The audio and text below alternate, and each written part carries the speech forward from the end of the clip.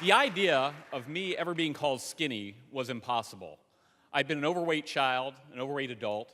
3 times I'd lost 50 pounds to get almost down to normal, but the idea of being skinny was pretty much impossible. That is, until about a year ago. I'd gotten heavier and heavier, and my wife, after an indulgent Chinese New Year, got together with some friends and decided to see if they could lose 20 pounds. And she asked for my help by going along with her, and I agreed to do that as a helpful husband. Little did I know that 1 year later, this is what we would become.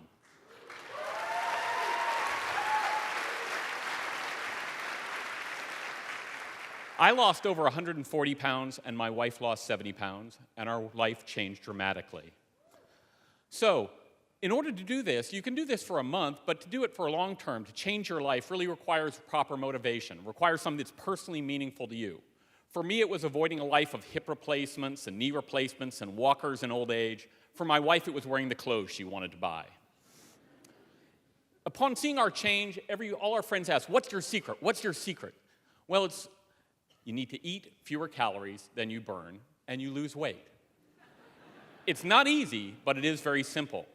The cool part is the best way is your way. My wife and I did it very differently, but by following the same general principle, both achieved our goals.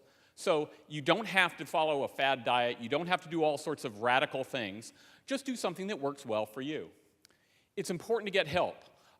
See a doctor early on. Your weight loss will slow considerably if you keel over on the treadmill.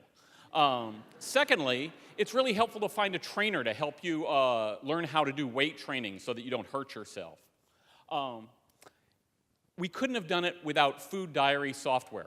It's a great software is available for phones and for computers, and if you don't know what you're eating, it can come as a real shock early on, and without monitoring that on a daily basis, you're in trouble. Portion control. On the left side, that very, very tiny bowl is a portion of cereal. On the right hand, that not very full bowl is actually 2 portions of cereal. That's 400 calories before you've even put in a drop of milk. I am living proof, or the old me was living proof, that you could eat healthfully, but eating too much will get you to 300 pounds. You need to get a kitchen scale. Fortunately, they only run about $20 to $30, and they're available online or locally, and it really allows you to get a handle on what you're eating.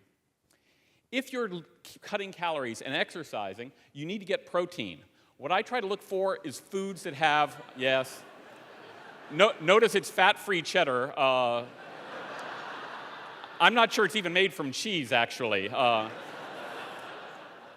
If you eat the right foods, you in fact can eat a breakfast burrito, pineapple, and yogurt, and still get 65% of your protein and only 400 calories. It's pretty amazing.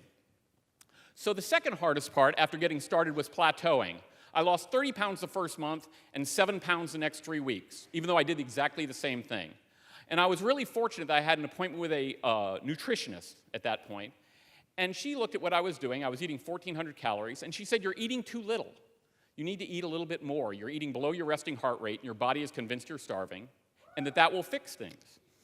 I was dubious and tried it, and amazingly, eating 300 calories kick-started my weight loss again and didn't finish for the entire rest of the process. One thing that we do that's kind of interesting is it's a lifestyle change. We eat anything, whether it's birthday cake or whether it's pizza or whatever, beer.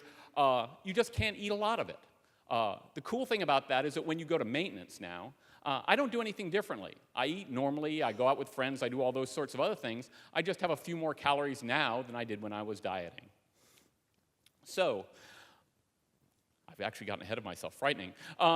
One thing I did that was a departure from the norm was I exercise every single day. I don't take a day off. Actually, I've taken 4 days off in the last year. 2 of them due to travel days, actually. It was really important. I'd spent most of my life making not exercising a habit, and doing it every day was the only way to make it a daily activity and make it a normal thing in my life. One of the key things is exercising what I call tortoise style.